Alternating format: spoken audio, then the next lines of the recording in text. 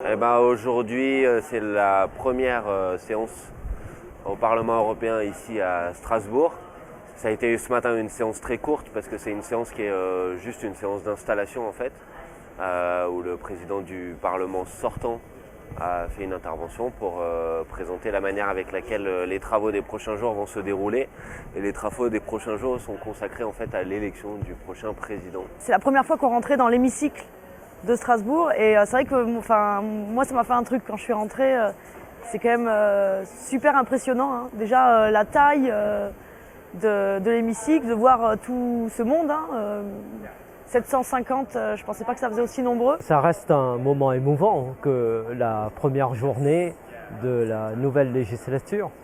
Et d'autant plus émouvant pour moi que j'accueille une délégation de 6 collègues. Bon, j'étais déjà avec Emmanuel, mais voir Manon, Anne-Sophie, Laïla, Manu siéger pour la première fois, je suis ému pour moi, mais aussi pour eux. Et il ne faut pas passer à côté de ce moment, qui est un moment unique, qui ne se reproduira pas parce qu'on va être très vite rattrapé évidemment par le travail.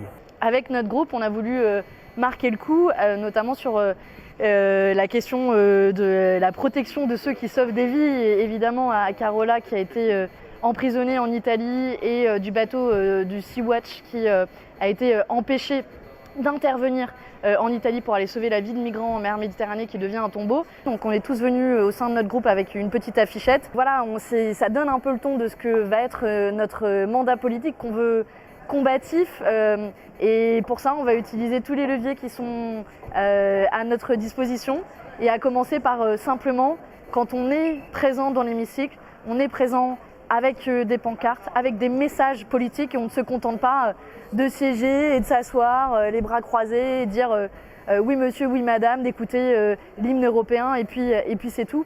Donc on va faire le boulot de parlementaire, mais je pense que ce qui va faire notre valeur ajoutée, ça va être de faire du lien entre ce qui se passe à l'extérieur du Parlement et ce qui se passe à l'intérieur de l'institution. Et pour moi, le boulot d'un parlementaire, c'est faire avancer le travail dans l'hémicycle, dans les commissions, mais c'est aussi servir de passerelle en fait. Nous sommes aussi dans un moment où il y a des votes sur les responsabilités au sein du Parlement européen, en particulier les votes sur les vice-présidents, les présidents de commission la semaine prochaine, et on doit continuer à travailler. Pour notre part, au sein du groupe de la GUE, nous avons et nous soutenons la candidature de Sira Rego, qui est une camarade espagnole, qui par ailleurs est diététicienne, qui est une personnalité très engagée en Espagne, qui est une jeune femme, et c'est elle qui sera notre candidate à la présidence du Parlement européen.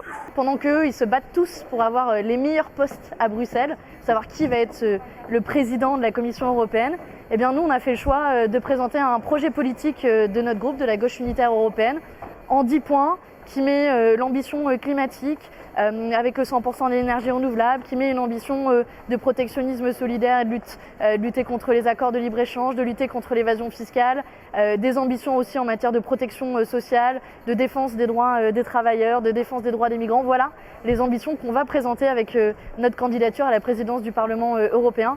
Bref, du contenu et de la politique pendant qu'eux s'écharpent sur des postes. Alors aujourd'hui, donc c'est un peu la journée de rentrée. Donc on a une photo de groupe, on fait une conférence de presse, on a une réunion de délégation. À vrai dire, en fait, je maîtrise pas encore, le programme est assez minuté. Donc on a pas mal de choses là jusqu'à jeudi. On a tous nos bureaux ici à Strasbourg. Donc à peine on a eu le temps en fait de s'habituer. On a fait plusieurs allers-retours au mois de juin à Bruxelles, entre Paris et Bruxelles, où on avait toutes les réunions de groupe, tout ce qui est l'installation de notre délégation, les recrutements, le choix des commissions, la nomination des présidents, et puis les différents postes internes au groupe. Et on a à peine eu le temps de s'habituer en fait au Parlement européen de Bruxelles, à commencer à un peu se repérer, à savoir où on était, puis à prendre nos marques, qu'il faut tout recommencer à zéro. Mais bon, enfin voilà, on va pas se plaindre, je pense que ce serait indécent de se plaindre. En tout cas, moi je pense qu'on a une grosse responsabilité. Monsieur Bolsonaro, qui pourchasse les minorités ethniques, qui déforeste l'Amazonie, qui emprisonne des militants de gauche et qui, ne l'oublions pas en ce jour, a contribué à l'emprisonnement scandaleux du président Lula, qui méritait de se présenter à la présidentielle brésilienne et qui l'aurait gagné. Donc déjà, on a un premier problème qui est un problème politique. Mais pendant que les principaux dirigeants de l'Union se préoccupent de savoir qui va être président de la Commission, qui va être président de la Banque Centrale Européenne, et qui aboutiront d'ailleurs à un accord calamiteux, parce que ça on le sent venir, nous on se préoccupe aussi des conditions de vie des Françaises, des Français et des citoyens européens. Et les conditions de vie des Françaises et des Français, elles sont directement impactées par la signature d'un accord de libre-échange la semaine dernière avec les pays d'Amérique du Sud. On appelle ça le Mercosur. C'est un accord de libre-échange qui pose plein de problèmes. D'abord parce qu'on signe, quasiment en catimini, un accord avec M. Bolsonaro, le nouveau président du Brésil, qui se caractérise par une politique incroyablement réactionnaire, antidémocratique. C'est lui qui a contribué à emprisonner Lula pour qu'il ne se représente pas. C'est lui qui aujourd'hui persécute les minorités sexuelles, mais aussi les minorités autochtones, qui sont très importantes au Brésil. C'est lui qui a entrepris une incroyable entreprise de déforestation de l'Amazonie, tout ça dans un silence de la communauté internationale quand même relatif. Et voilà qu'on signe un accord avec ce monsieur et d'autres pays d'Amérique du Sud. Un accord pourquoi? Un accord pour échanger des voitures européennes contre de la viande sud-américaine, parce que c'est ça au cœur de l'accord. Et ça veut dire quoi pour notre agriculture française?